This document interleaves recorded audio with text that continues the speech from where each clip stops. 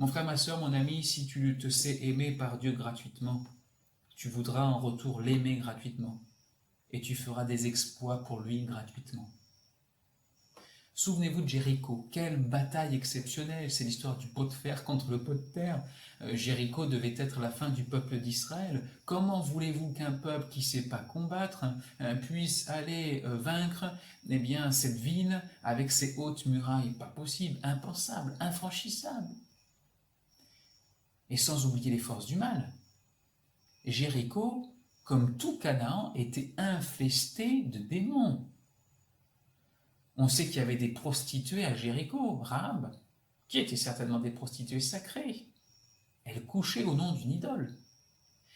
On sait que dans cette contrée-là, on sacrifiait des enfants pour les idoles. Alors vous le savez comme moi, les idoles ne sont rien du tout. Elles sont que du bois et de la pierre. Et Ésaïe 44 le dit, ceux qui fabriquent des idoles ne sont tous que vanité. Leurs plus belles œuvres ne servent à rien. Elles le témoignent elles-mêmes, elles n'ont ni la vue ni l'intelligence. Elles ne vivent pas. Mais ça devient quelque chose, l'idole, à partir du moment où l'on croit que c'est quelque chose. Certains croient tellement que la statuette en bois est quelque chose qu'ils vont sacrifier à leur idole en lui versant du sang. Il y avait donc des autorités spirituelles face à Josué et le peuple qui allait combattre. D'ailleurs, Josué va comprendre cette réalité d'un combat spirituel au chapitre 5 et au verset 13. Il est écrit que Josué est près de Jéricho, il leva les yeux. Vous voyez, il n'était pas encore entré dans le repos, il était près du repos, il était près de Jéricho, il était près de la victoire. Mais à ce moment-là, il va lever les yeux et il va regarder. Ça va changer sa vue, ça va changer son positionnement, ça va lui permettre d'entrer dans le repos que Dieu avait pour lui, qui n'était pas encore le véritable repos que tu es appelé à vivre. Et pourtant, quelle victoire pour Josué. Il lève les yeux, il regarde, et voici un homme se tenait debout devant lui, son épée nue dans la main. Il alla vers lui et lui dit, es-tu des nôtres ou de nos ennemis? Il répondit, non, mais je suis le chef de l'armée de l'Éternel. J'arrive maintenant. Josué tomba sur son visage contre terre, se prosterna et lui dit, qu'est-ce que mon Seigneur dit à son serviteur? Le chef de l'armée va dire à Josué, ôte tes souliers de tes pieds, car le lieu sur lequel tu te tiens est saint, et Josué fit ainsi. C'est un combat spirituel. C'est une œuvre spirituelle. On comprend que si le chef de l'armée de l'Éternel arrive avec son épée, ce n'est pas pour faire joujou. Il va combattre, non pas contre les êtres humains, mais contre ce qu'il y avait derrière. Les autorités spirituelles. Et vous savez comment les murailles de la ville de Jéricho sont tombées. Le peuple, la Bible dit, bien ordonné, a fait le tour de la ville sur l'ordre de l'Éternel pendant 7 jours. Les 6 premiers jours, ils ont tourné 1 fois par jour. Le 7e jour, ils ont tourné 7 fois. Alors les sacrificateurs ont sonné les trompettes et le peuple s'est mis à crier. Et tous les hommes de guerre sont montés pour aller combattre Jéricho. Et nous lisons dans Josué 6 au verset 20, lorsque le peuple entendit le son de la trompette, il poussa de grands cris et la muraille s'écroula. Le peuple monta dans la ville, chacun devant soi. Ils s'emparèrent de la ville et ils dévouèrent par interdit au fil de l'épée tout ce qui était dans la ville. C'était une guerre spirituelle.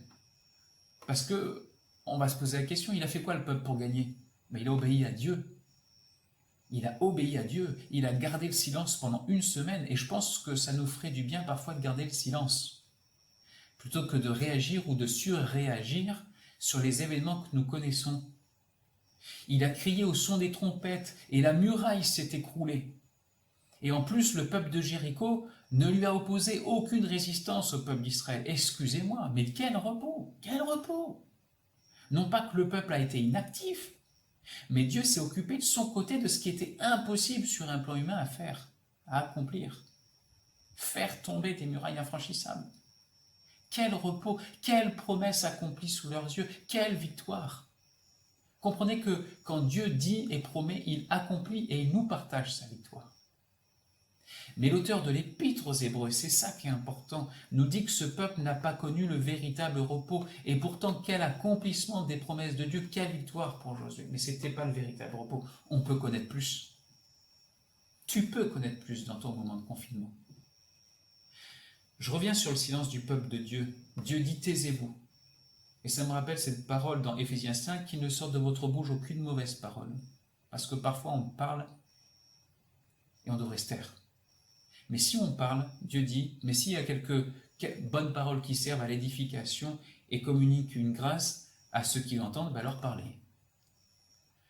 Dieu dit, taisez-vous, je ne vous demande pas d'œuvre humaine, pas de gesticulation, pas d'excitation, pas de lamentation, pas de murmure, pas de cri, pas de mots.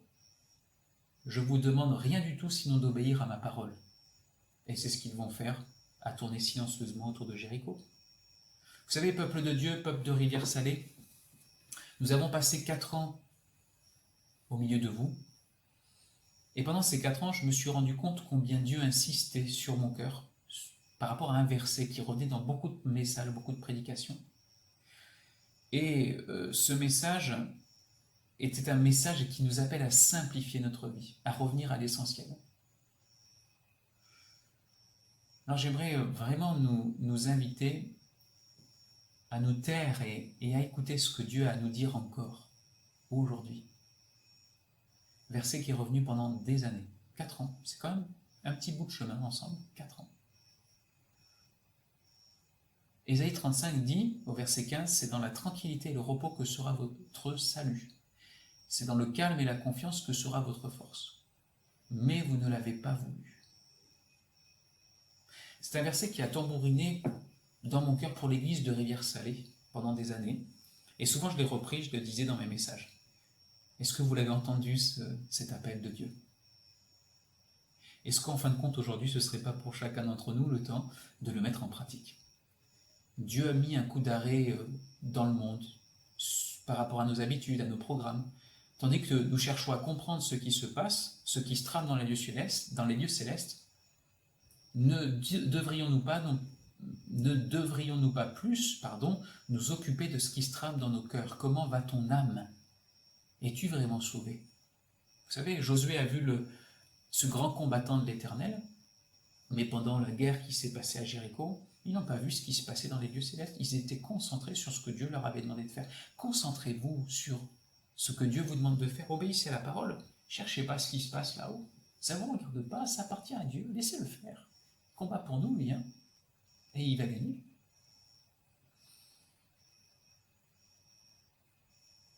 Comment va ton âme? Marthe, tu t'inquiètes pour beaucoup de choses, tu t'agites. Une seule chose est nécessaire. Marie a choisi la bonne part qui ne lui sera point ôtée. Souviens-toi, peuple de Rivière-Salée, la mission avec Franck le Filâtre, où je lui avais demandé de prêcher sur le thème du repos, parce que c'est nécessaire pour nous. Je répète, ce qui a permis à ce peuple de vaincre, c'est son obéissance à la parole. Alors, est-ce qu'on est prêt à obéir à la parole? À arrêter de s'agiter par rapport au nouvel ordre mondial, ça circule en ce moment, par rapport à toutes ces épidémies? Écoutez, c'était annoncé. Pourquoi être surpris? Pourquoi s'inquiéter? Profitons de ces moments pour nous affermir et même pour nous réjouir. Notre délivrance approche. Et puis je le répète, ce qui a permis au peuple de vaincre, c'est sa position, car Dieu était avec lui. Alors écoutez-moi, il existe un repos de sabbat pour le peuple de Dieu. Est-ce que je le vis? Est-ce que tu le vis? Ou est-ce que tu t'agites? Pour le vivre, cher ami, tu as besoin de connaître la parole, de la méditer, de l'appliquer, à faire des progrès dans ton obéissance. Pour vivre ce repos, tu as besoin aussi de réaliser ta position en Jésus-Christ. Tu es un enfant de Dieu choyé, tu es un saint, tu es un racheté, tu es un nouveau-né, tu es une nouvelle créature, tu es voulu, tu es désiré, tu as du prix à ses yeux. Zacharie 2, verset 8 dit « Car celui qui vous touche la prunelle de son œil. » T'as tellement de valeur. Ésaïe 49 dit, verset 16, « Voici, je t'ai gravé sur mes mains. » Et on sait qu'on a été gravé dans les mains de Jésus, crucifié. On a du prix.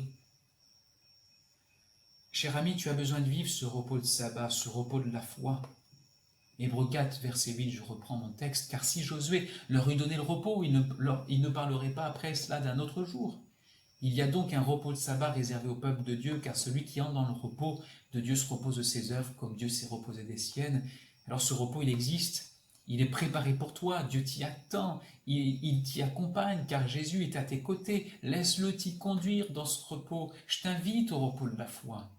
Connais Dieu, réjouis-toi en lui, grandis en lui, laisse-le te remplir, te changer, t'apaiser.